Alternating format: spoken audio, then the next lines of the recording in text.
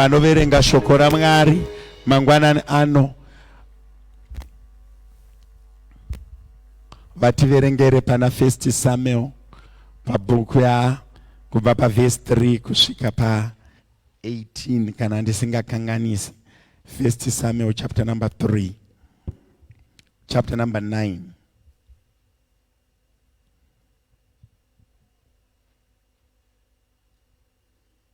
Tichaverenga kuna 1 Samuel chapter 9 kubva pavhesi 3.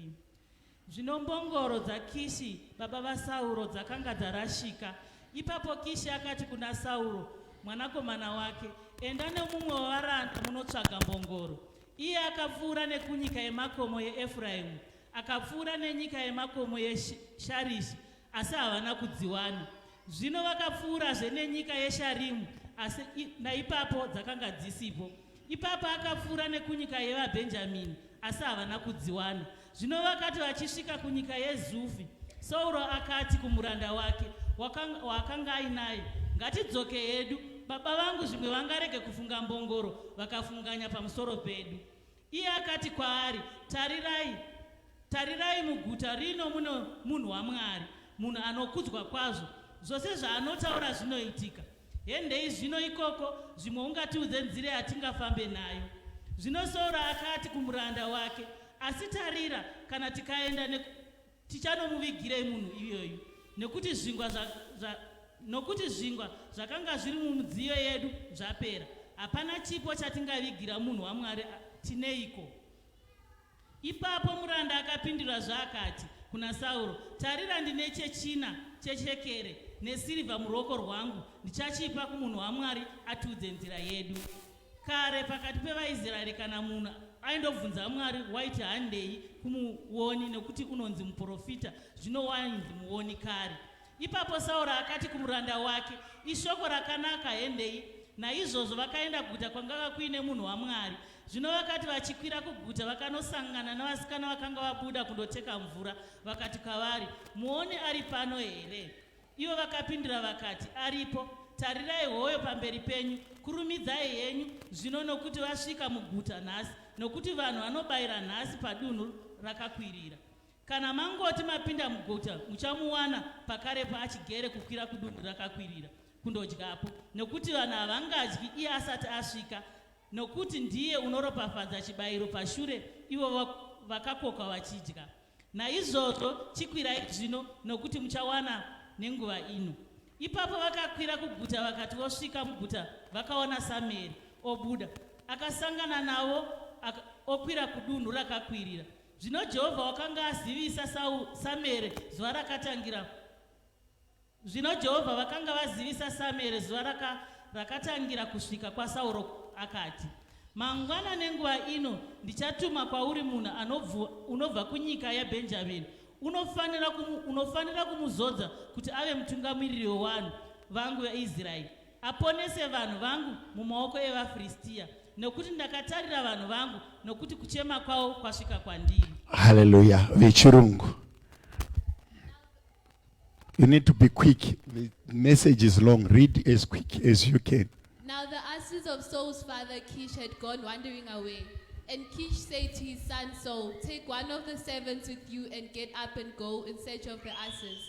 So they went through the hill country of Ephraim and through the land of Shalishash, but they saw no sign of them.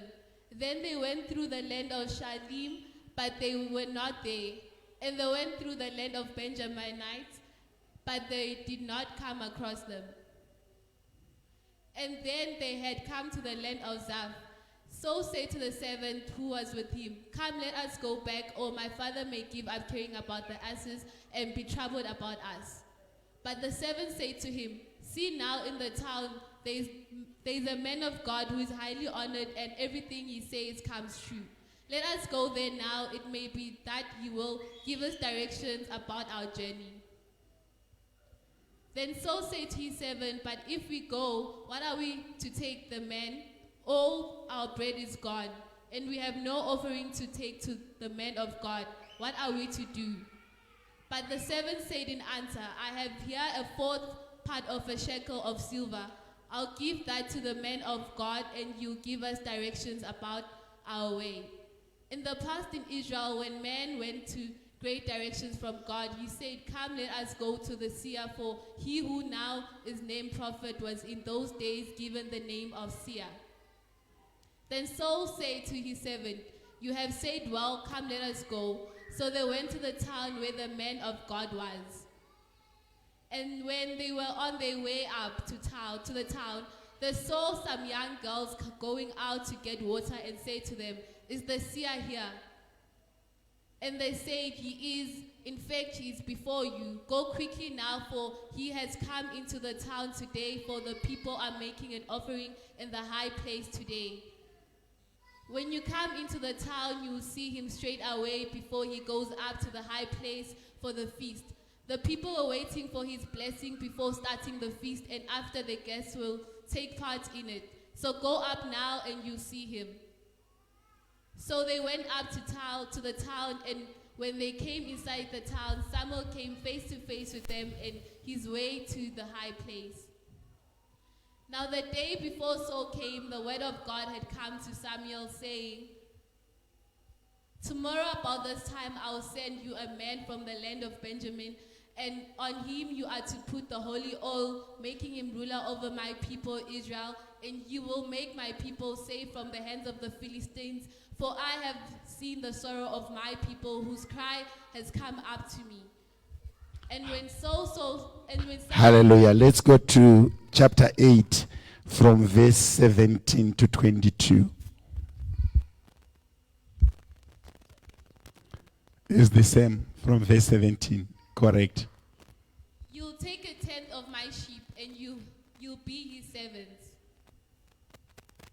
Then you'll be crying out because of your king, whom you have taken for yourselves, but the Lord will not give you an answer in that day."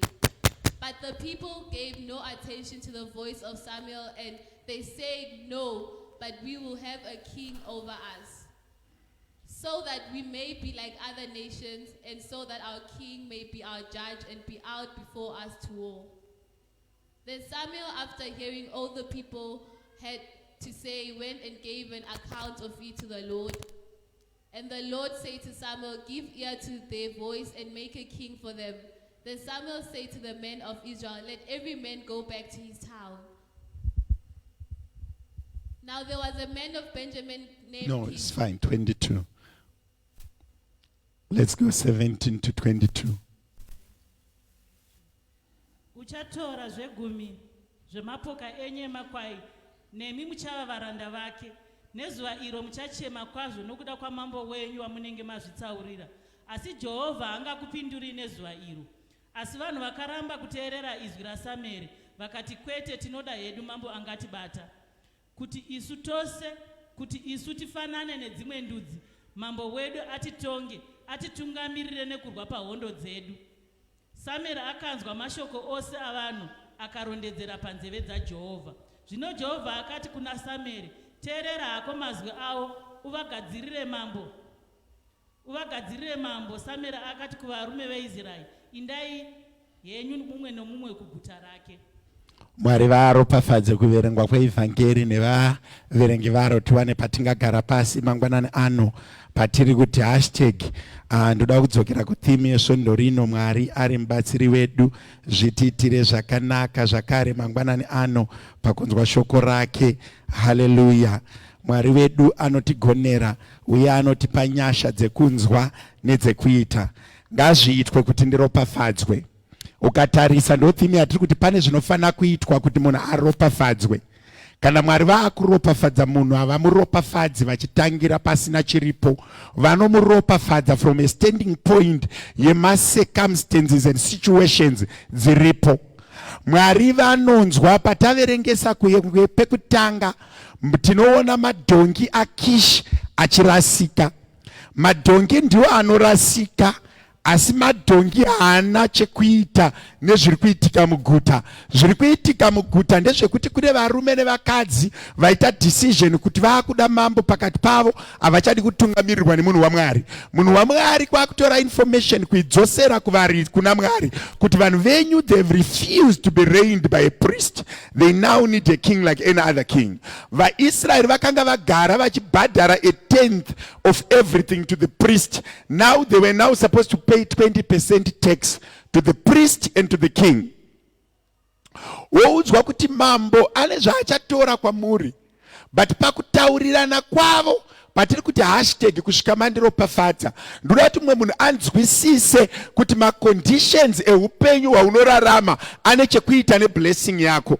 Kana Mwari vakukuropafadza, vanokuropafadza maringe necondition yezviri kuitika muguta. Madhongi kwaakurasika, Mwari vasinei nemadhongi.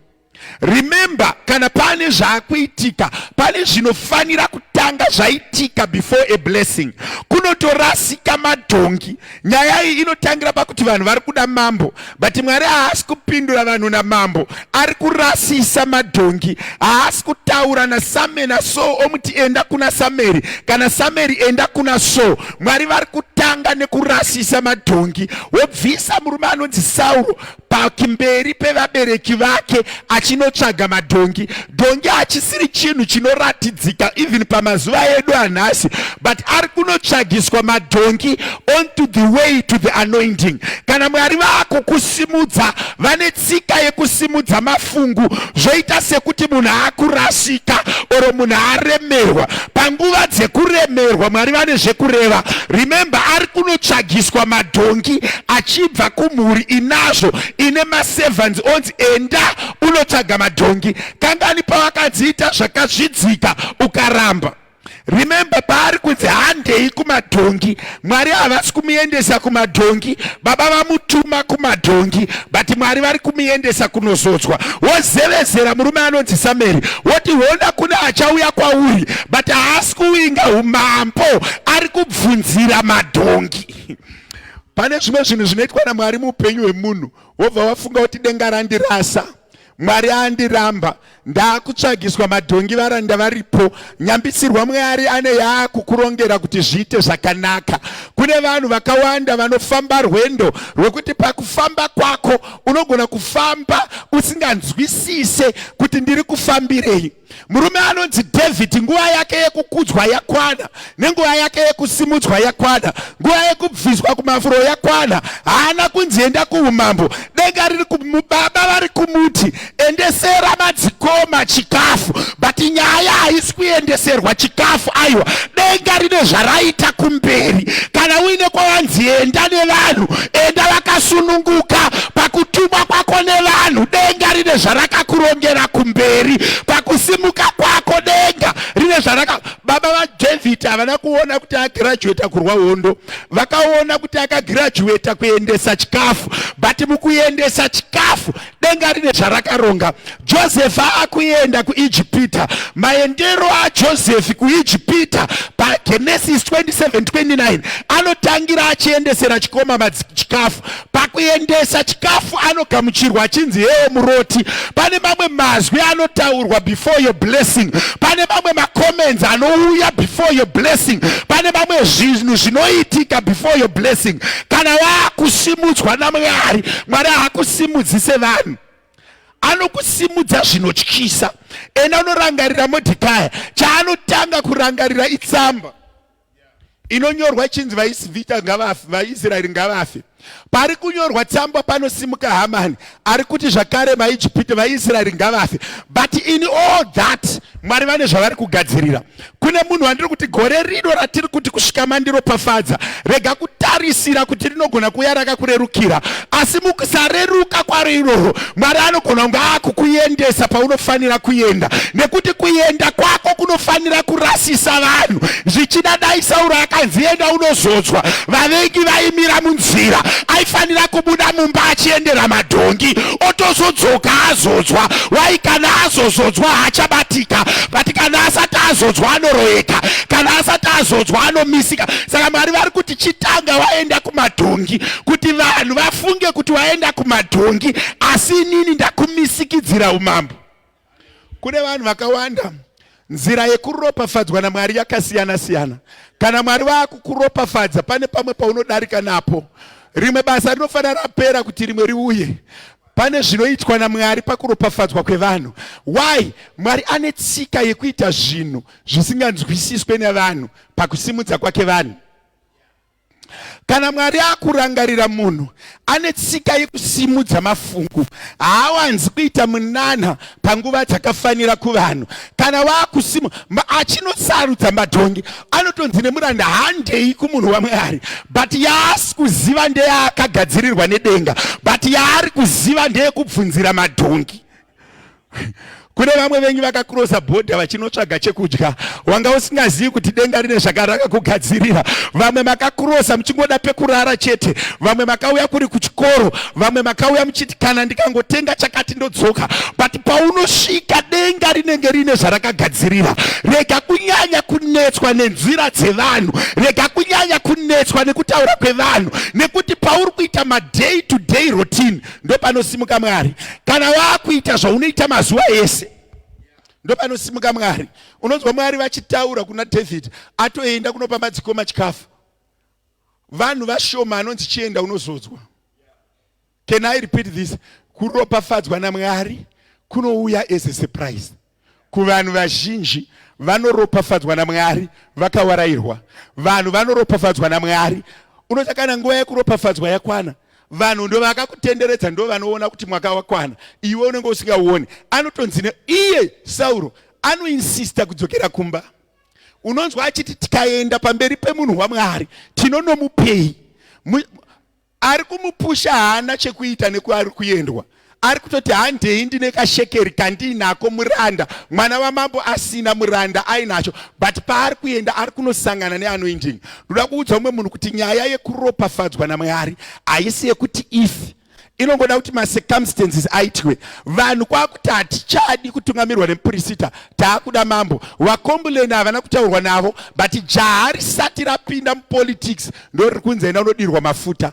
Kune munhu wandoda kutaura naye kuti uziva kuti iwewe kana waakusimudzwa naMwari, hausimudzwi nenzira dzevanhu, hausimudzwe zvakajairika, uye hausimudzwe zvinonzwisisika. Unongosimudzwa nguva yekusimudzwa yakwana, unongosimudzwa nguva yekurangarirwa yakwana, unongosimudzwa.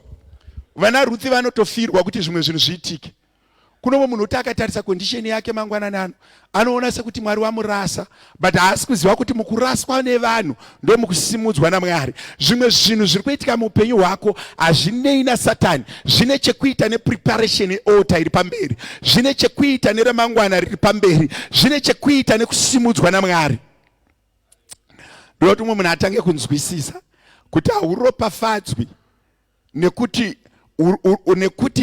zvinhu zvakanaka, unoropafadzwa nekuti nguva yaMwari yakwana, unosimudzwa.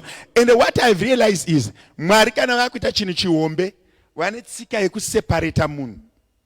Jacob anoti vana nevadzimai endai, osara ari ega. Kana Mwari vakuda kukusimudza, vanogona kukubvisira vanhu vaunofunga kuti vari very important, kana kukutsaura for a moment kuti zvinhu zvako zvibatike. Ndoda kuvimbisa umwe munhu gore rino unoropafadzwa. Haisi nyaya yemamiriro ezvinhu, inyaya yekuropafadzwa. Haisi nyaya yekugona, inyaya yekuropafadzwa. Nyaya yekuropafadzwa, unongoropafadzika wakadaro. Kune munhu anofanira kuzvinzwa kuti gore rino ndinoropafadzwa, uye handisi kuropafadzwa nezvandagona, ndiri kuropafadzwa nekuti mwaka wakwana, ndiri kuropafadzwa nekuti pane chirevo chaitika, ndiri kuropafadzwa nekuti pane zvinoda kuitwa muguta, pane zvinoda kuitwa. Ende Mwari havaropafadzi vanhu pasina macircumstances. Mwari vanosimudza acircumstance iri kuda anza, obva vasimudza munhu. Izvozvi ndichitaura so kune vanhu vari kusimudzirwa masituations, kungosimudzwa kuti chakati. Ende unoza kana vakusimudzwa, vanhu vazhinji vanoda comfort, havanzwisise kuti hauropafadzwi mucomfort, unoropafadzwa mubattlefield. Hauropafadzwi wakagara, unoropafadzwa uchifamba. Hauropafadzwi wakamira, unoropafadzwa uchifamba. Hakuna akaropafadzwa akamira. Mwari vane tsika yekutanga vakufambisa, vokuropafadza uchifamba. ende vazhinji vacho unenge usingafambiri zvakanaka, unenge uchingofamba. Can I repeat this? Unenge uchingodi kunotsvaga madhongi chaiko. Vamwe akasa unozoti pane chimwe chinhu chandakadzidza. Moses haana kudaidzwa akarara, anotodaidzwa achifudza makwai. Pauri kuita zvinhu zvemazuva ese, gore rino reropafadzo, you don't really need to break your back thinking kuti ndoita sei kuti Mwari vandiropafadze. Just expect it will happen. Ende mwe wenyu ukamuka ucheka, unoti ndinoda kuti mumwe munhu ave nemurangariro wekuti Mwari anogona kundiendesa kubasa ndikadzoka ndamunhu ari different. Sasowa anongobuda achinotsvaga madhongi otodzoka ave mambo. Kune munhu ari kufanira kumboti Mwarika, pandiri kubuda mumba as an ordinary person, musanditendera kudzoka ndiri ordinary person. Ngandibude ndiende ndiri ordinary, ndigodzoka ndava supernatural. Mwari mandipa nyasha dzakasiyana nedzandabuda nadzo. Kana wakuropafadzwa, kungobuda mumba semunhu wodzoka washanduka. Kune vanhu vanofanira kuropafadzwa gore rino, zvekungobuda mumba wodzoka washanduka, zvekungoenda rwendo wodzoka wava munhu munyowani, zvekungoenda kuchechi wodzoka wava munhu munyowani, zvekungoenda kubasa wodzoka watoshanduka. Mwari ngaakupe nyasha dzekushanduka pamazuva ekura. Kungomuka wakashandukirwa zvinhu, kungomuka wakaropafadzika, kungomuka Mwari. Izvozvi tichitaura mumhepo so, kune zviri kugadzirwa naMwari, kune mapackages ari kugadzirirwa vanhu naMwari, kune nyasha dziri kudzikisirwa vanhu naMwari. Uchibuda mumba rega kudzoka wakadaro, pane zuva raunofanira kubuda uri ordinary wodzoka washanduka. Mwari ngaakurangarire nenyasha dzekushandurwa kweupenyu. Mwari ngaakurangarire nenyasha dzekudzoka wa a new creature. Murume uyu anoenda kumadhongi odzoka ashanduka. David anoendesa chikafu odzoka ashanduka. Joseph anotobuda haazodzoki.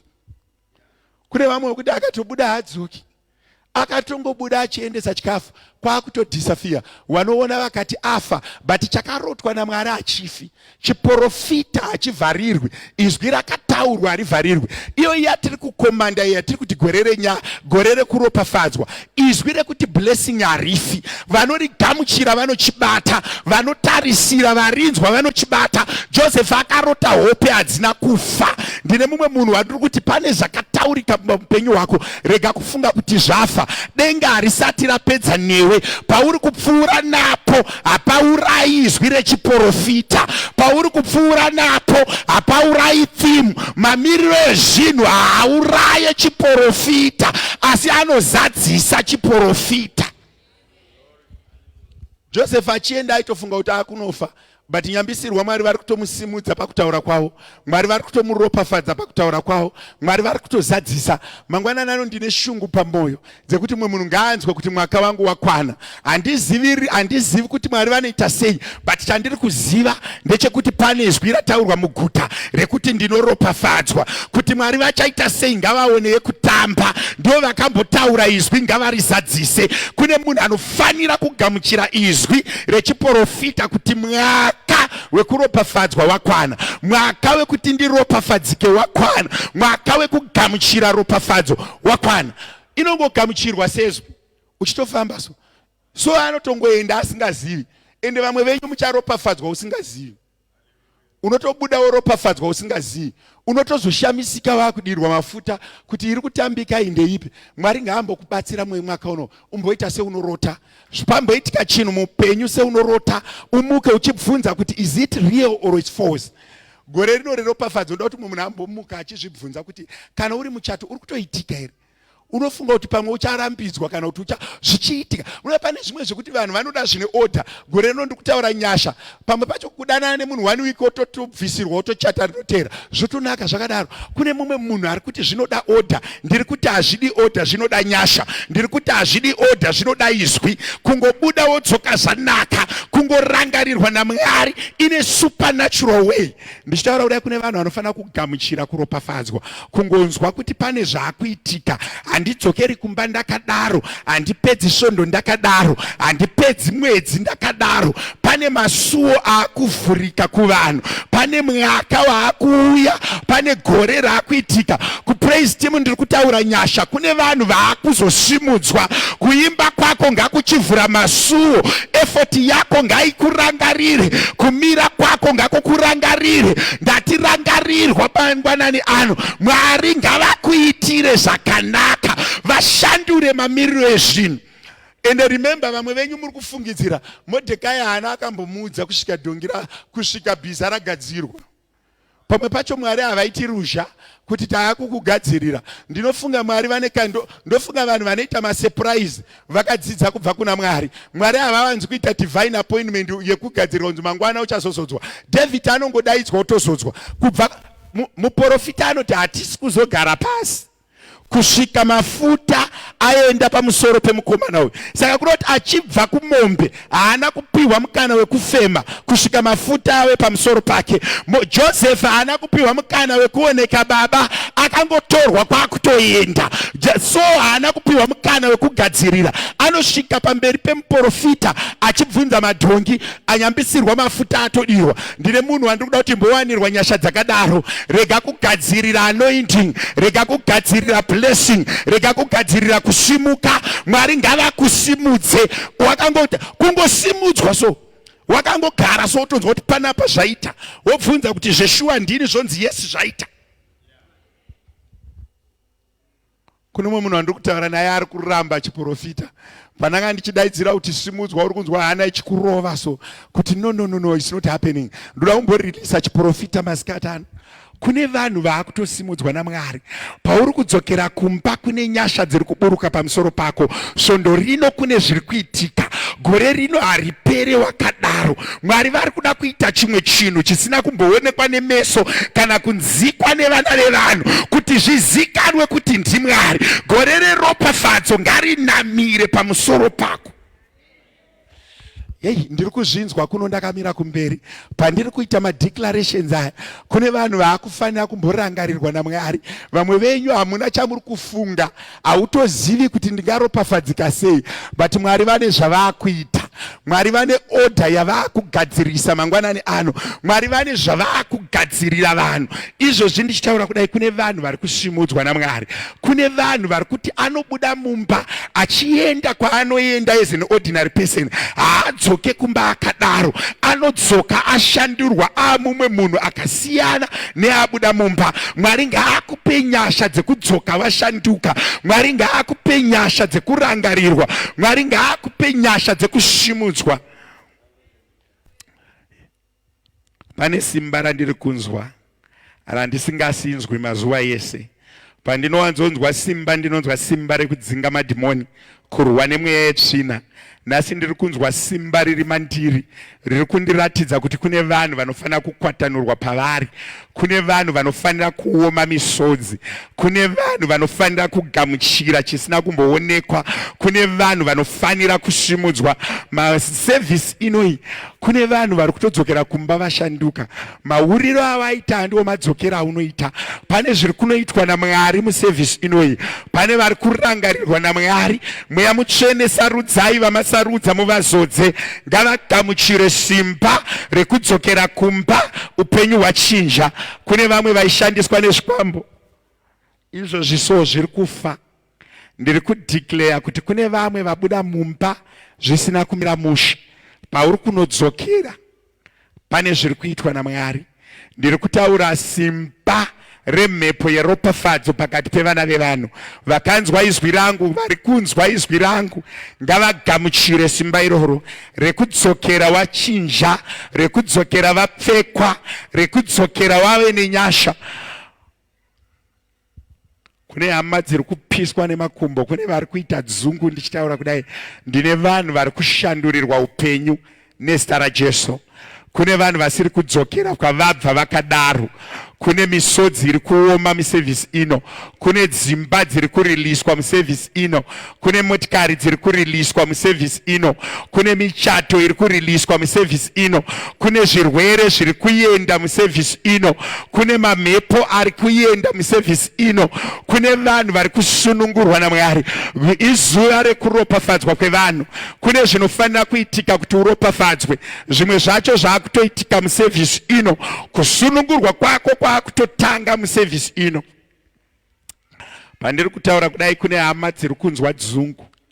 Vamwe vacho havasvike kupulpit, asi Mwari ngaakubatsire. Pandiri kutaura kudai so, pane simba riri kufamba mumabhenji. kune nyasha dziri kuburuka nezita raJesu. Kune vanhu vari kushandurirwa upenyu, kune vanhu vauya vakapfekwa nemweya wengozi. Ndakushandura upenyu, mweya iwoyo ngauende. Ukuregedze wakagara ikoko kuti zvausina zvakabatwa nemweya iwoyo zviende. Vakabatirwa mabackgrounds, mweya waShe ngaukubatsire usunungurwe. Ndiri kutaura semuranda waMwari muguta kuti kune vaakudzokera kumba zvavanakira, kune vaakudzokera kumba vavana mabasa. Unowana basa pano nhasi, unodzokera kumba zvakanaka, kwete kuriwana mumweya, but ngapawana nokuzevezera kuti zvako zvaita. Ndiri kutenda kuti Mwari une zvauri kuita. Service ino ndiri kutenda kuti Mwari vane zvavari kuita. Pandiri kusimudza izwi rangu, Mweya Mutsvene ngaakupfeke atange kukushandisa. Utange kunzwa kuti pane zviri kuitika. Kune vanhu vaakuvhurirwa masuo anotyisa, kune vanhu vaakuendeswa kure nezita raJesu.